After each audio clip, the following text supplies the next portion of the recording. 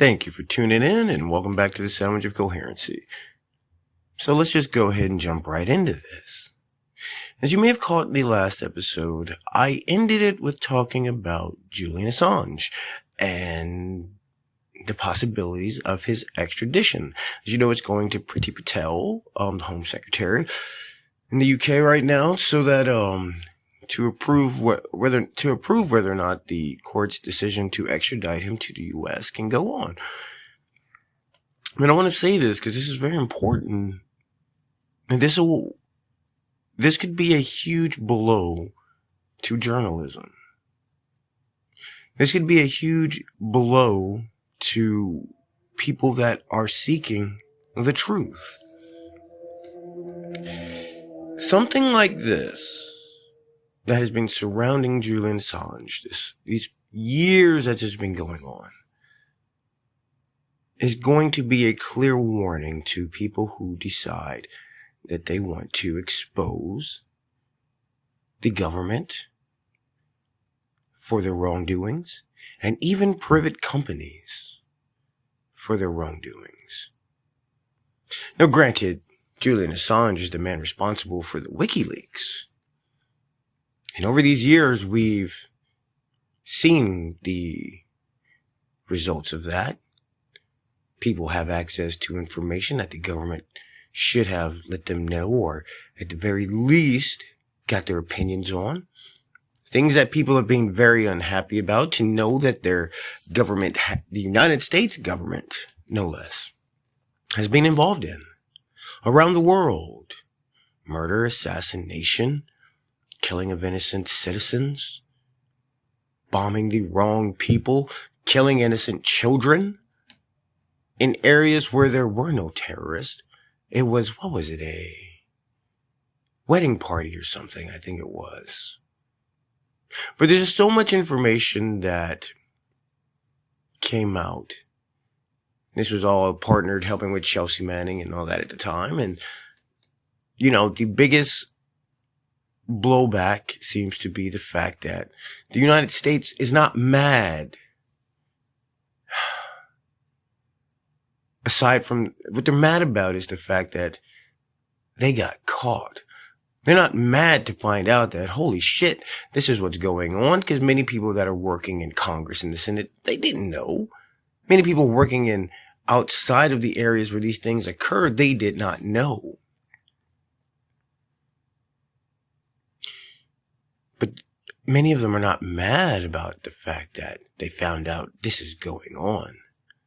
No. They're upset about the fact that the government got caught. This is the same thing that the U.S. government was upset about when they got caught trying to attempt to help overthrow the democratically elected Ukrainian government back in 2014. Torture at Guantanamo Bay. So what Julian Assange did, honestly, this man should be, like, he's not a perfect guy, all right? Look, nobody's saying anything like that, but for the assistance that he gave in helping to inform the U.S. citizens and the world even of what the United States is up to, must be commended. Because you got to ask yourself, yes, there were changes that were made in government because of that. Major changes. And you have to ask yourself the question, would those changes have been made, which were made for the better, had the exposure not happened? And so I want to, I want to go through a little bit of this, and I want to give people an idea, because I know there are a lot of people out there who are like, no, he's a criminal and da-da-da and all this, but I want to present to you some things and ask you, I want people to think about this and ask themselves, like, how do you feel? Do you think that the people whom were whistleblowers before should have been punished or something like that? Like, do you think that they were in the wrong? So I'm going to read to you a couple, and, let's go over that. These things, I don't know, to me, they're very interested. They're very interesting. So Let's go all the way back to 1777. U.S. naval officers Samuel Shaw and Richard Marvin revealed the torture of British POWs by the Commander-in-Chief of the Continental Navy. The following year, the Continental Congress unanimously enacted the first whistleblower protection law. Why did they do that? Because they realized that we might need something like that in case people that want to tell the truth, in case they want to tell the truth, they don't have to worry about being arrested. They don't have to worry about going to prison. They don't have to worry about being murdered for telling the truth, for exposing corruption. How about another one? And this one is very interesting. Because this is from 1933, and so through secret congressional testimony and a book entitled War is a Racket, retired Marine Corps Major General Smedley Butler exposed government corruption known as the business plot that aimed to overthrow FDR's presidency. Understand that General Smedley Butler was a whistleblower who exposed corruption in the federal government, partnered with major corporations to overthrow the democratically elected president. And what I will do right now is I will talk about that because I want you to understand the link, the significance of what he did and what Julian Assange did.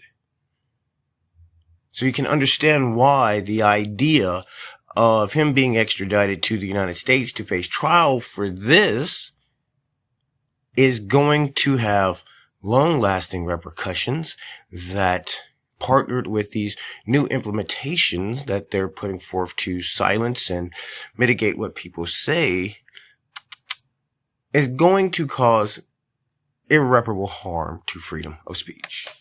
So let's just go ahead and jump right into this.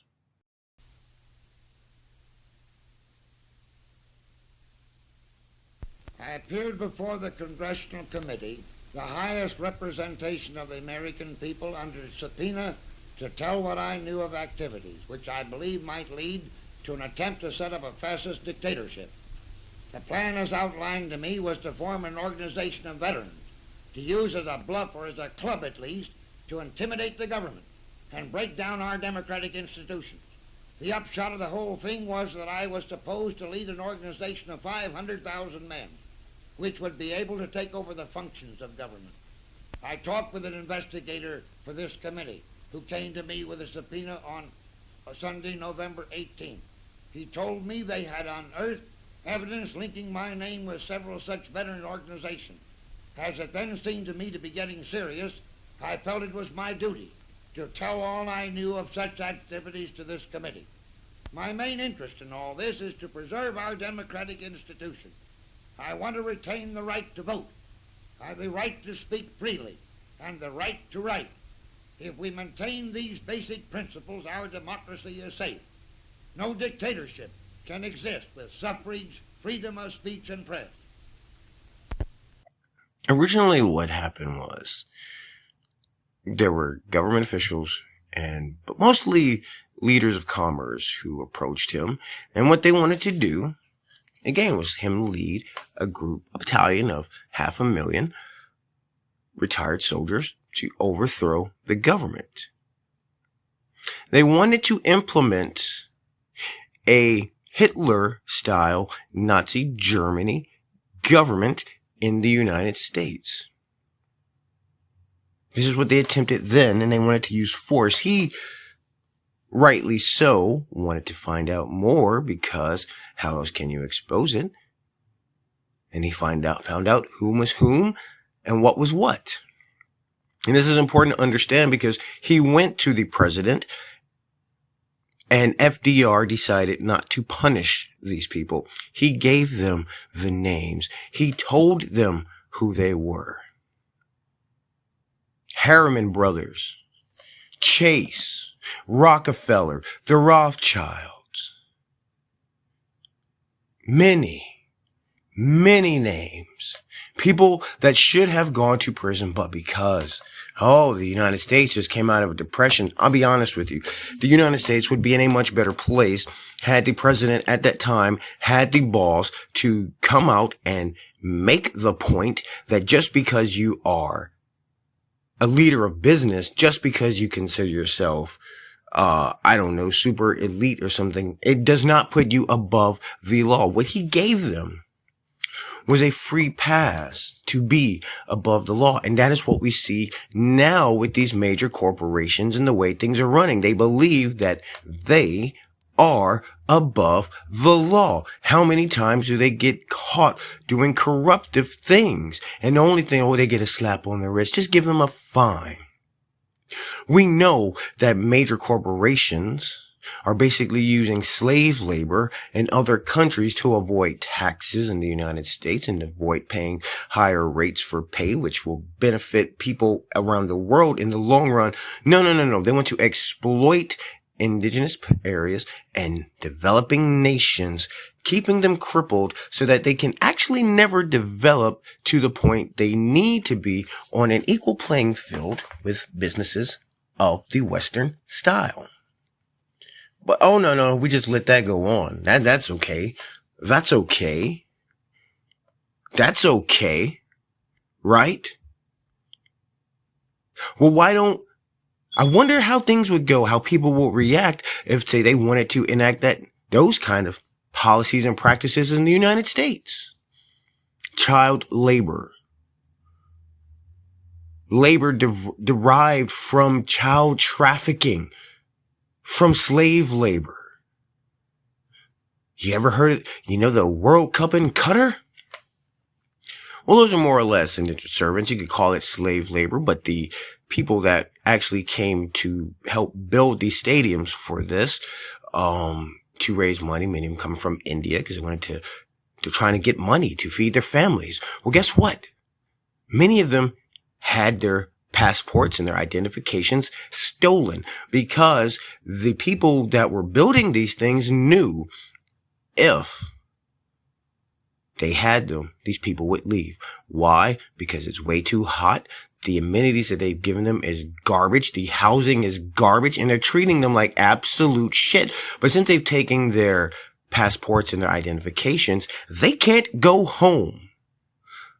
So they've had to stay to build these stadiums and build all this shit in Qatar so that people from around the world can come and revel in it, not knowing how poorly the people were treated in order to build that. It's the same thing with electric cars. Yeah, okay, you want to save the world and all, but we want to save the world, so we need to get rid of fuel and electric.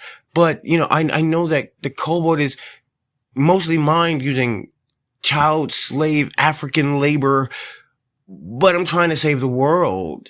We got to protect the world for them.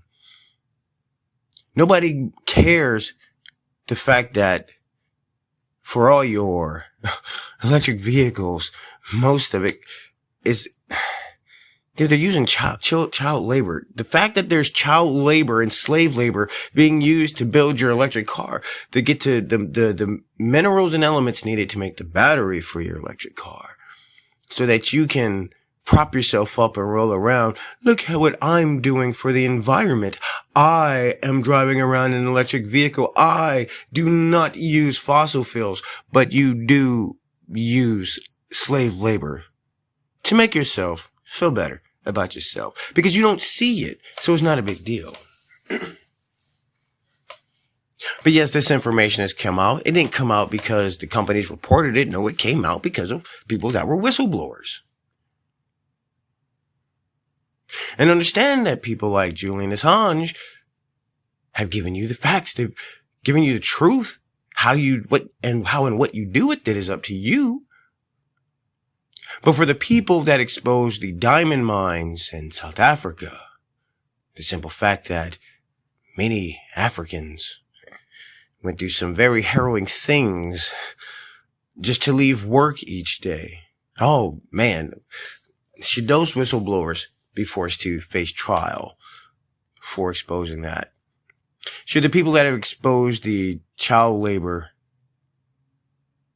used to make electric vehicles in the Congo, should they be put on trial for that? Should Julian Assange be on trial because you now know what was going on at Guantanamo Bay, what the United States was doing in Iraq and Afghanistan? I mean, this is what the government is asking you to believe. This is what they want you to get behind. And again, these new controls that they want to put on everything is to make sure that you do not find this out.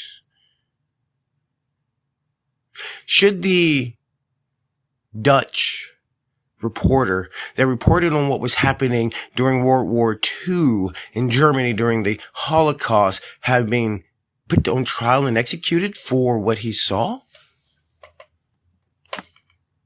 Let me explain. You had people such as the Harriman brothers, Standard Oil, IG Farben. See, a little bit unknown thing about what was happening during the Holocaust, and we've gone over this before, but I'm going to give you a little bit more detail, is that the Zyklon B gas that was used to gas the Jewish people in the concentration camps was made in the United States, and it was exported to Germany. They didn't make it in Germany. They made it right here in the United States. I want to say it was American Steel, U.S. Steel, Standard Oil. You've seen the very famous picture of Auschwitz. Well, those tracks were laid by a U.S. company.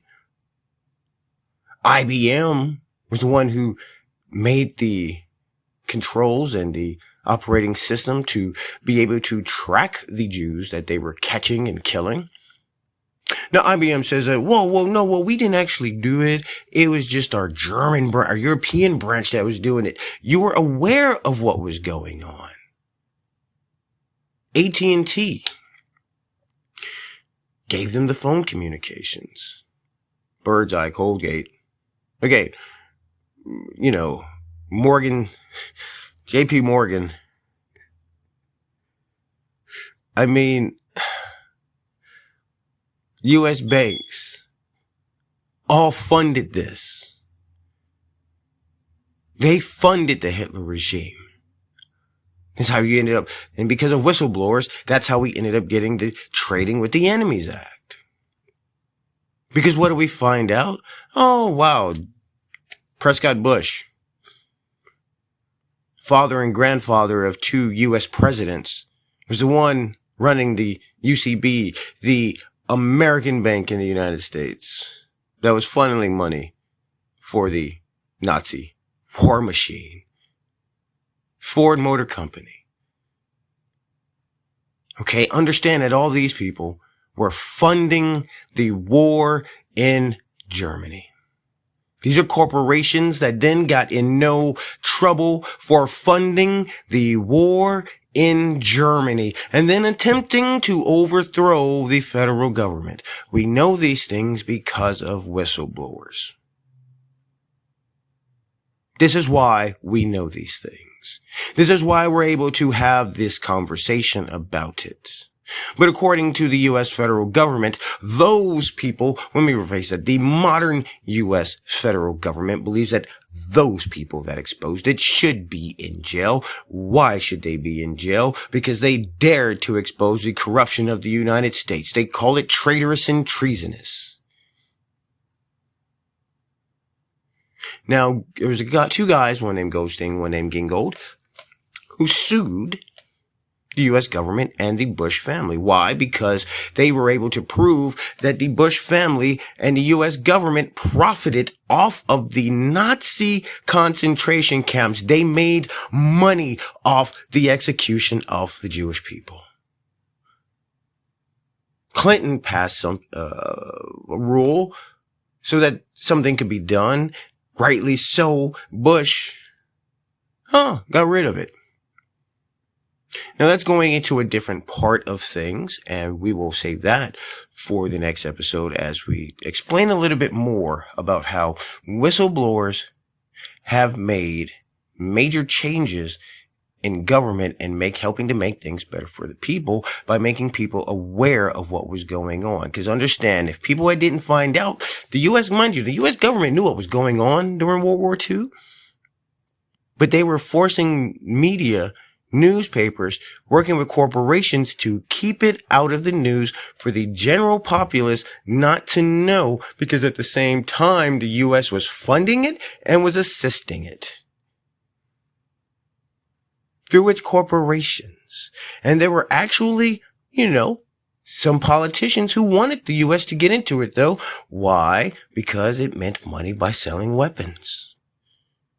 But then you had those that didn't want the U.S. to get into it. Why? Because they wanted the people to not know, because they wanted to help attempt to bring that to the United States. And they felt that if they kept it quiet, they could just snap it on the people and they never know it was coming.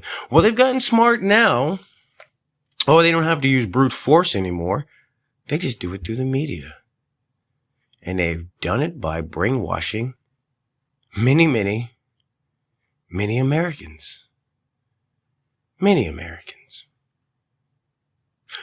But this is just our second episode on this, and there will be more to come. But I thank you for tuning in, and we'll catch you next time.